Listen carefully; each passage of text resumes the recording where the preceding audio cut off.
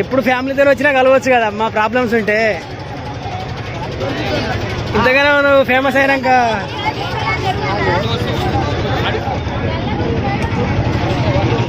Hi friends, అందరికీ నమస్తే. Welcome back to our channel. ఈరోజు వచ్చేసి ఏంటంటే సక్సెస్ఫుల్గా మనం 250 kilometres ride Sammakka Saralamma cycle యాత్రని ప్రారంభించడం కదా, సక్సెస్ఫుల్గా అయిపోయింది.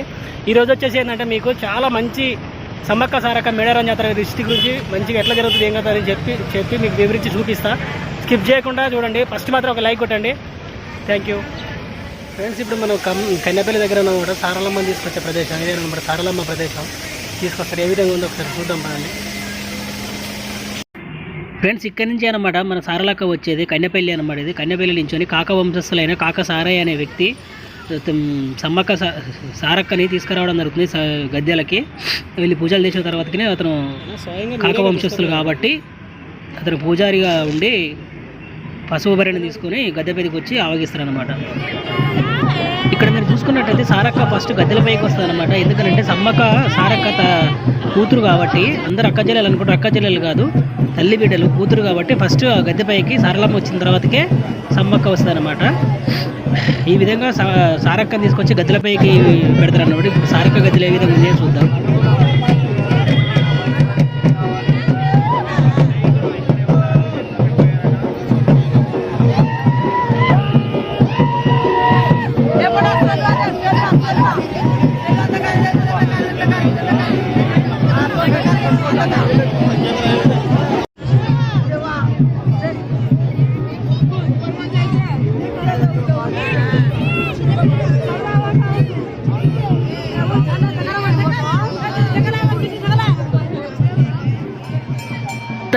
ఇంతకుముందు మీరు చూసిన విధంగా కన్నెపల్లి నుంచి వచ్చిన సారక్కను ఈ విధంగా తన గద్దెపైకి చేరుస్తారనమాట.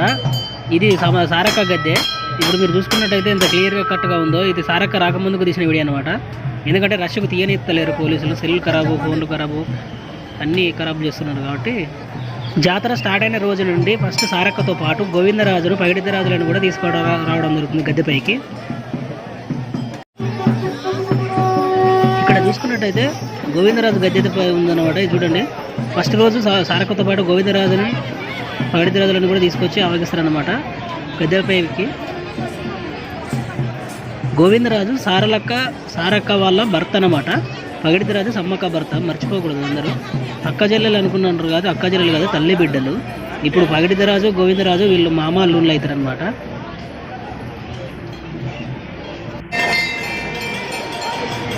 ఇక్కడ చూసుకున్నట్టయితే సమ్మక్క భర్త అయినటువంటి పగిడిద్దరాజు ఒక గద్దె ఉంది. గద్దెకి ఎదురుగా చెట్టు వృక్షం కూడా ఉన్నదనమాట. చూడండి, పగిడిద్దరాజు గద్దె. చాలామంది మొక్కులు తీసుకుంటారు అనమాట. కాకతీయుల కాలం రోజు వీళ్ళు పన్ను శిస్తు కోసం భలే వీరమరణం పొందారు కాబట్టి. కాదు, ఇప్పుడు వాళ్ళేగా పూజారులు.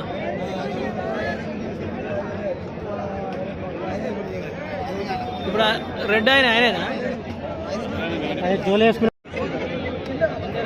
సమ్మక్కని చిలకల పుట్టపై నుంచి తీసుకురావడానికి పూజారులు బలగాలతో పోతున్నారు అన్నమాట. పూజ చేసిన తర్వాతకి చిలకల గట్టు నుంచి కిందకి తీసుకురావడం జరుగుతుంది. చిలకల గట్టు నుంచి అమ్మవారు సమ్మక్క వచ్చే ముందు ఇట్లా ముగ్గులేసి స్వాగతం పలుకుతారు అనమాట. ముగ్గులేసి స్వాగతం, ఎదురు పుంజులు, ఎదురు కోళ్ళు వేసి స్వాగతం పలుకుతారు అనమాట. ఈ ఆచారం బాగుంది. ఇది చిలకలగట్టు ఏరియా దగ్గర జరుగుతుంది అనమాట ఇదంతా. ఇప్పుడు దేవుడు వచ్చేది ఏ విధంగా వస్తాడని చూద్దాం.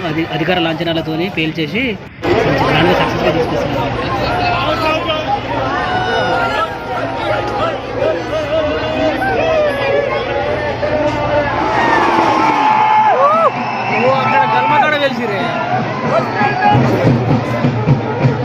లేవో మధ్యలో ఉన్నది చూడు, తలకాయ రెడీ క్లాస్ కట్టుకోరు.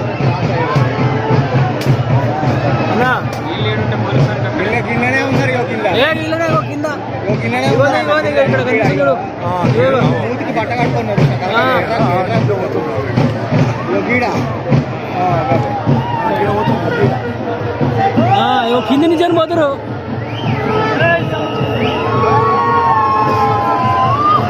అయిపోయింది భారీగా.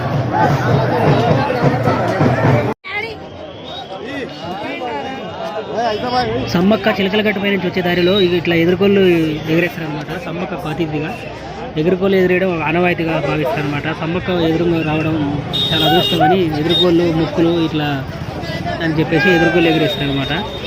అదేవిధంగా ఇప్పుడు సమ్మక్కని అధికార లాంఛనాలతో తీసుకొని వస్తున్నారు కదా, కేంద్ర బలగాలతో కానీ ఏ విధంగా తీసుకుపోవాలనేది ఇట్లా నేర్పిస్తారు అనమాట. బలగాలతో నేర్పించుకొని అక్కడ అమ్మవారి గద్దెల పైనకి తీసుకువెళ్తారు అనమాట. చాలా తొక్కిసలాటలు ఉంటాయి.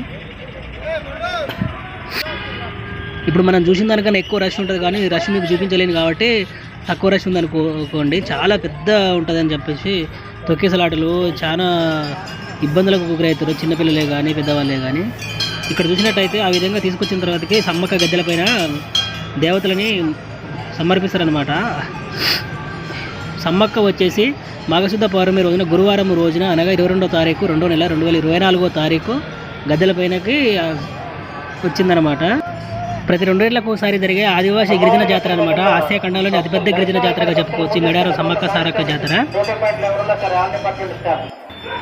అసలు మేడారం సమ్మక్క సారక్క జాతరకు ఎత్తు బంగారం ఎందుకు కొలవాలి, అసలు జంపన్న వాగుకు ఆ పేరు ఎట్లా వచ్చింది, అదేవిధంగా ఈ ముక్కులు ఈ తాగుడు తందాన ఇవన్నీ ఎందుకు ఎట్లా వచ్చినాయి, ప్రతి ఏ దేవత దగ్గరే లేదు కదా, ఇదే గిరిజన జాతరకి ఎంత హైలైట్ అయింది అని మీరు అడగవచ్చు. కాకతీయ రాజుల యుద్ధంలో సమ్మక్క వీరమరణం పొంది అడవిలో అదృశ్యమైన బరి రూపంలో మారిన తర్వాతకి ఈ విధంగా చెప్పిందనమాట. నా దగ్గరకు వచ్చిన భక్తులు ఎవరైనా నాకు గుళ్ళు కానీ గోపురాలు కానీ ఏ విధమైన కానుకలు ఇవ్వని అవసరం లేదు. నా దగ్గరికి వచ్చిన భక్తులు అతి కష్టం మీద ఉన్నాళ్ళు కాబట్టి, మా సామ్రాజ్యాలు కరువు కాటకాలు బాగున్నాయి కాబట్టి నా దగ్గరకు వచ్చే భక్తులకు తిని తాగి ఎంజాయ్ చేయాలి, చాలా సంతోషంగా ఉండాలి, ఆడుతూ పాడుతూ ఉండాలి, నాకు అదే కోటి వరాలు అని చెప్పేసి భరణి రూపంలో చిలకలగట్టు పైన నిలిచిపోతుంది అనమాట. అదేవిధంగా ఈ భక్తులు కోరిన కోరికలు నెరవేరిస్తే బంగారం కానీ పిలువరుకునే బెల్లం తెల్ల బెల్లం మీకు కానుకగా సమర్పిస్తాం తల్లి, నోరు తీపి చేస్తామనే ఉద్దేశంతో అందరికీ పంచిపెట్టి అలా ముక్కులు చెప్తారు అనమాట. ఇది ఆనవాయితీగా వస్తుందన్నమాట. మీరు ఇక్కడ చూసినట్టయితే అమ్మవాళ్ళు అక్కడ దేవునికి సమర్పించిన తర్వాతకి ఈ విధంగా పంచిపెడతారనమాట. అమ్మలక్కలు కానీ చిన్నపిల్లలతో కానీ వాళ్ళు కొంచెం దేవుని దగ్గరికి పెట్టేసి తర్వాత కొంచెం పెట్టి ఇలా పంచడం వల్ల చాలా మంచి జరుగుతుందని వాళ్ళ నమ్మకం. యాక్చువల్గా ఇట్లనే పంచాలి, చాలామందికి తెలియదు, కొంతమంది పంచిపెడతారు, కొంతమంది పంచిపెట్టరు. అక్కడికి దేవునికి దగ్గర సమర్పించుకున్న తర్వాతకి ఇలా పంచిపెట్టడం వల్ల చాలా మంచి జరుగుద్ది. ఇక్కడ చూస్తున్న వాగు పేరు జంపన్న వాగు అనమాట. పూర్వం దీని పేరు సంపంగి వాగు అని పిలువబడేది అనమాట. అసలు సంపంగి వాగు జంపన్న వాగు ఎలా మారిందనంటే, కాకతీయ రాజుల కాలం నాటి యుద్ధంలో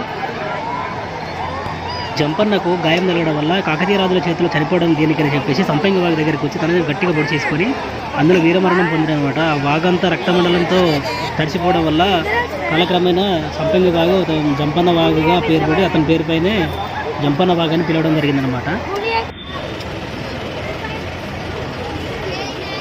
కాకతీయ రాజుల కాలంలో జంపన్న నాగులమ్మ వీరమరణం పొందడంతో జంపన్న వీరమరణం పొందడం చూసి నాగులమ్మ తట్టుకోలేక అక్కడే జంపన్న వాగుపై ఉండి నాకు ఇక్కడే గద్దె కట్టడం అని కోరడం జరిగిందనమాట. అదేవిధంగా అక్కడనే గద్దె కట్టి భక్తులు పూజించడం జరుగుతుంది. అదేవిధంగా సంపంగి వాగుని జంపన్న వాగుగా మారడం జరిగిందనమాట. ఆ విధంగా జంపన్న నాగులమ్మ ఇక్కడ స్థిరమైపడ్డారు. అదేవిధంగా మన సమ్మక్క సారలమ్మ ఇద్దరు తల్లి కూతుర్లు మనకు అక్కడ ఇదివరకు చూసినట్టు గద్దెలపైన నివసించడం జరిగిందనమాట. సమ్మక్క సారక్క భరణి రూపంలో చిలకలగుట్టపై దేవతా రూపం దాల్చినప్పుడు ఇక్కడ చిలకలగుట్ట కింద రక్తసారలమ్మ చూడండి జలసారమ్మ రూపంలో ఇక్కడ 24 గంటలు అన్ని కాలాలలో 4 కాలాలలో వేసవి వర్షాకాలం ఎండాకాలంలో ప్రతిసారి వర్షాలు నీరు దారిలో వస్తూనే ఉన్నాయి అనమాట. ఇక్కడ మీరు చూస్తున్నట్టయితే చూడండి, అక్కడ రష్ ఉండడం వల్ల నేను మాట్లాడలేకపోయాను, ఇప్పుడు వాయిస్ ఓవర్ ఇస్తున్నా. చూడండి క్లియర్ కట్గా ఎంత ప్యూరిఫైడ్ వాటర్ ఉన్నాయనంటే చాలా నీట్గా ఉన్నాయన్నమాట. వాటర్ వచ్చేసి మన ఫిల్టర్ వాటర్ కన్నా చాలా బాగున్నాయి. ఇది తాగితే దేవతామూర్తుల శక్తులన్నీ వస్తాయని ఆనవాయితీ. ఎలాంటి జబ్బులు రాకుండా ఆరోగ్యంగా ఉంటారు అనేది నమ్మకం అనమాట. చాలామంది బాటిల్లో తీసుకుపోతున్నారు, ప్రతి రెండు సంవత్సరాలకు ఒకసారి వచ్చే జాతర కాబట్టి. చూడండి అక్కడ బాటిల్లో పట్టుకొని మనం ఇక్కడ సేవ్ చేసుకోవచ్చు, ఎప్పుడైనా తీసుకోవచ్చు. ప్రతి కాలాల్లో ఉంటాయి అన్నమాట ఈ వాటర్ వచ్చేసి చాలా ఫేమస్.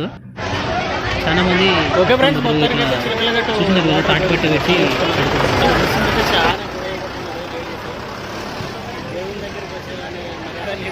ఫ్రెండ్స్, మీకు ఈ వీడియో నచ్చినట్టయితే లైక్ చేయండి, షేర్ చేయండి, సబ్స్క్రైబ్ చేయడం మాత్రం మర్చిపోవద్దు. నెక్స్ట్ ఇంకో వీడియోతో మీ ముందు కూడా సమ్మక్క సారక్క మ్యూజియం కానీ, సమ్మక్క సారక్క పుట్టిన ఊరు, పెరిగిన ఊరు, అదేవిధంగా చాలా చాలా మంచి వీడియో.